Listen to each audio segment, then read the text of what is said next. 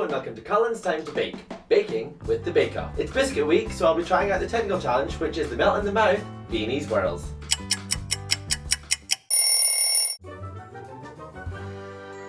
How tricky are they? I really don't know. I think I'll have some issues making the swirls because my piping is just horrendous. But we'll see. This bake happened live on Snapchat and Instagram stories, so if you wanted to ever see me do anything live and ridiculous, that's where you can find me. So all the social media links are down below.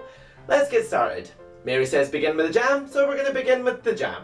Take 200 grams of raspberries and pop them into a deep base pan. Mash them up with a potato masher and then turn on the heat. Add in about 250 grams of jam sugar and stir until it's dissolved. Then boil for about 4 to 5 minutes. Pop this into a cool dish and leave to one side. Simple! For the biscuits, we're going to need to prepare our baking sheets. So take some greaseproof and using a 5cm cookie cutter, draw circles on the paper. Turn this over, so make sure you've pressed really hard so you can see them on the other side. What the heck is that? Clearly my high art skills are fading after 13 years. Once you've done this, put your oven onto 190 degrees or 374 degrees Fahrenheit. For the biscuits, you need to take some soft butter, around 250 grams, and put this into a bowl with 50 grams of icing sugar. Blend this well. Sieve in 225 grams of plain flour and 25 grams of corn flour and beat this generously. Once this is fully combined, it should be about the same consistency as a stiff buttercream. So it means it can hold its own shape, but gravity is eventually going to bring it down. Takes us all down sometimes, really. Especially when you trip over. Scoop this into a piping bag with a star-shaped nozzle and get ready to pipe. You guys are going to see some super dodgy piping skills happening now.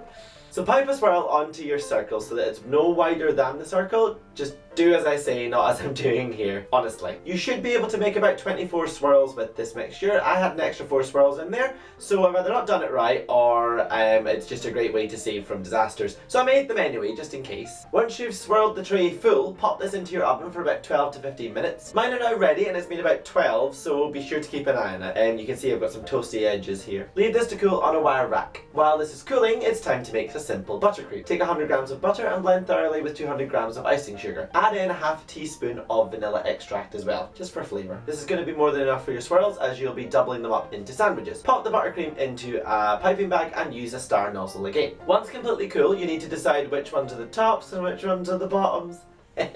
Take your bottoms then.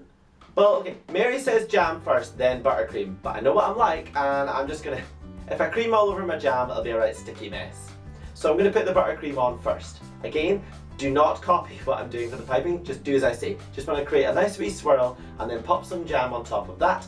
Then you'll take your tops of your Viennese Whirls and place that on the top. Press gently in the middle, don't press around the edges or you will split the whole thing in two. Now dust with your icing sugar and you're done. My blog post for how I got on will be on my website, so check that out. Click some of the links in the big eye up there on the top right hand corner of the screen and that will take you to some other attempts of the Bake Off that I have done over the past few years.